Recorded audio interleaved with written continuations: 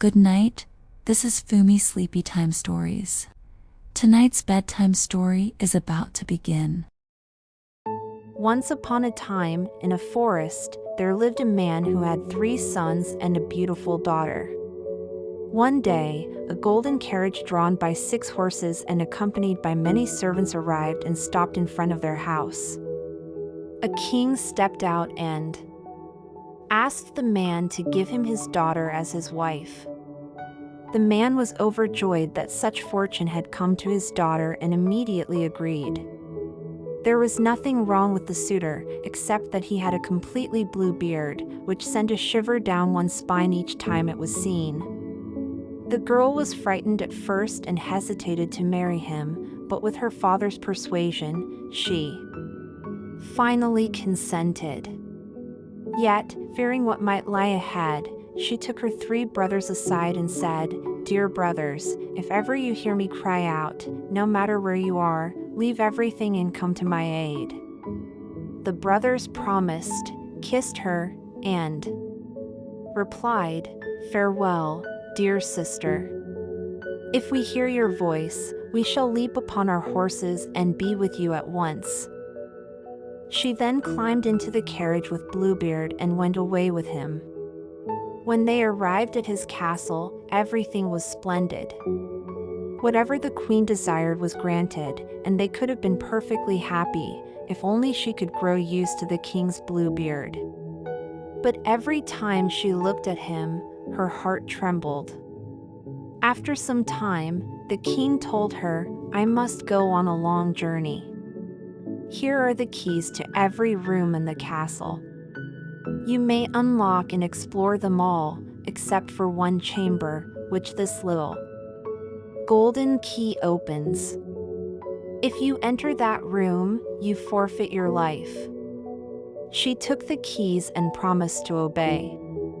Once he had left, she opened the doors one by one, marveling at the riches and splendor within. It seemed as if treasures from all over the world were gathered there. Only the forbidden chamber remained. The golden key called to her, and she thought, perhaps the most precious treasure lies within. Curiosity began to gnaw at her, and she would have given up all she had seen to know what was inside that final room. For a time, she resisted the urge. But at last, her longing grew too strong. "Who will see if I open it?" she whispered to herself. "I will take just one quick look." She unlocked the door, and at once a stream of blood poured out. All around, the walls hung the bodies of dead women, some reduced to bare skeletons. She was so horrified that she slammed the door shut immediately. But the key had fallen into the blood. She quickly picked it up and tried to wipe it clean. Yet no matter how much she rubbed it, the blood returned again and again. All day she sat trying every trick to remove the stains, but it was no use. At last, she buried the key in the hay, hoping the straw would draw out the blood by morning. The next day, Bluebeard returned. The first thing he did was ask for the keys. Her heart beat fast. She brought him all the others, hoping he would not notice the missing golden one. But he counted them carefully, and when he finished, he asked, "Where is the key to the secret chamber?" His gaze pierced her. She blushed and stammered, "I left it upstairs." "I'll find it tomorrow. Go at once, dear wife, for I shall need it today." "Oh, I only dropped it in the hay." "I must search for it," she replied. "You did not lose it," said Bluebeard, his voice rising. "You placed it there so the hay would draw out the blood. You have disobeyed me. You entered the chamber, and now you must go in again, this time against your will." She had to bring him the key, still stained with blood. "Prepare yourself for death," said Bluebeard. "You shall die today." He took his great knife and led her to the stairway. "Let me pray one last time before I die," she begged. "Very well," he said, "but be quick, I have no time to wait." She ran up the stairs and cried out the window, "Brothers, my dear brothers, come help me." In the forest, the brothers were drinking cool wine. The youngest suddenly said, it sounded like our sister's voice. "Come, we must help her." They leapt on their horses and rode like the storm wind. The poor sister knelt in fear as Bluebeard called from below, "Are you done yet?" She heard him sharpening his knife on the lowest step. Looking out, she saw nothing but a rising cloud of dust in the distance. Again she cried, "Brothers, my dear brothers, come help me." Her fear grew deeper. Bluebeard shouted again, "If you do not come now, I shall fetch you. My knife is ready." She looked once more, and at last saw her three brothers racing across the field like birds in flight. In her greatest terror, she screamed a third time, "Brothers, my dear brothers, come help me." And the youngest called back, "Take heart, dear sister. We are almost there." Bluebeard shouted, "Enough praying. I will wait no longer. If you do not come, I will drag you down myself. Let me just pray for my three dear brothers," she pleaded.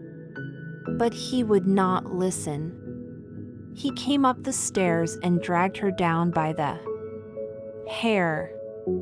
Just as he raised his knife to strike her heart, the three brothers burst through the door, tore her from his grasp, and drew their swords. They struck Bluebeard down and left him lying in the blood chamber among the other women he had slain. Then they brought their beloved sister home, and all of Bluebeard's riches became hers. The end.